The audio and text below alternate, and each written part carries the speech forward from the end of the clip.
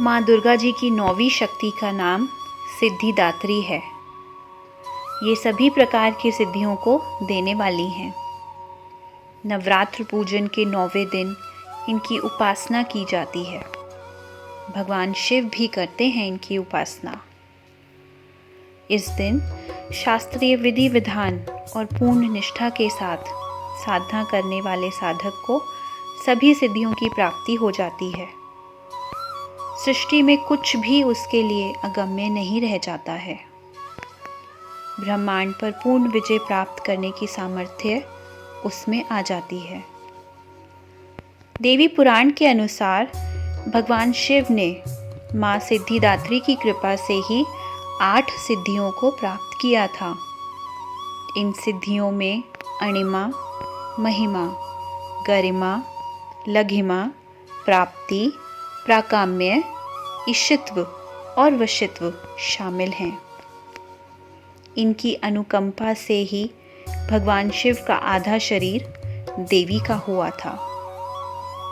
इसी कारण वे लोक में अर्धनारेश्वर नाम से प्रसिद्ध हुए।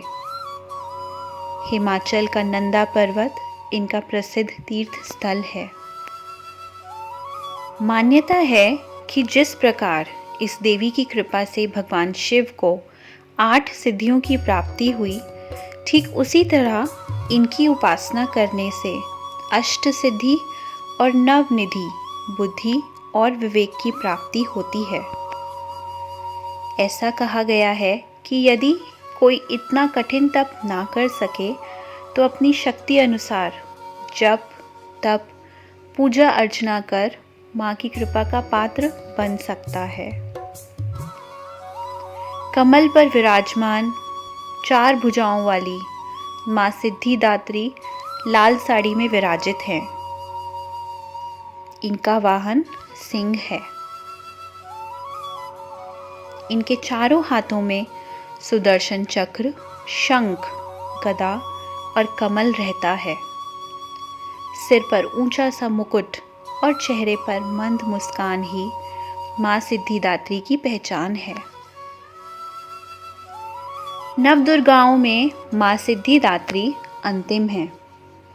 अन्य 8 दुर्गाओं की पूजा उपासना शास्त्रीय विधि विधान के अनुसार करते हुए भक्त दुर्गा पूजा के 9वें दिन इनकी उपासना में प्रवृत्त होते हैं। इन सिद्धिदात्री माँ की उपासना पूर्ण कर लेने के बाद भक्तों और साधकों की लौकिक, पारलौकिक सभी प्रकार की कामनाओं की पूर्ति हो जाती है। सिद्धिदात्री माँ की कृपा पात्र भक्त के भीतर कोई ऐसी कामना शेष बचती ही नहीं है जिसे वह पूर्ण करना चाहे। वह सभी सांसारिक इच्छाओं, आवश्यकताओं और स्पृहाओं से ऊपर उठकर मानसिक रूप से माँ भगवती के दिव्य लोकों में विचरण करता हुआ उनके कृपा रस पीयूष का निरंतर पान करता हुआ विषय भोग शून्य हो जाता है। माँ भगवती का परम सानिध्य ही उसका सर्वस्व हो जाता है। इस परम पद को पाने के बाद उसे अन्य किसी भी वस्तु की आवश्यकता नहीं रह जाती। माँ के चरणों का यह सानिध्य प्राप्त करने के लिए भक्त को निरंतर नियमनिष्ठ रहकर उनकी उपासना करने का नियम बताया गया है।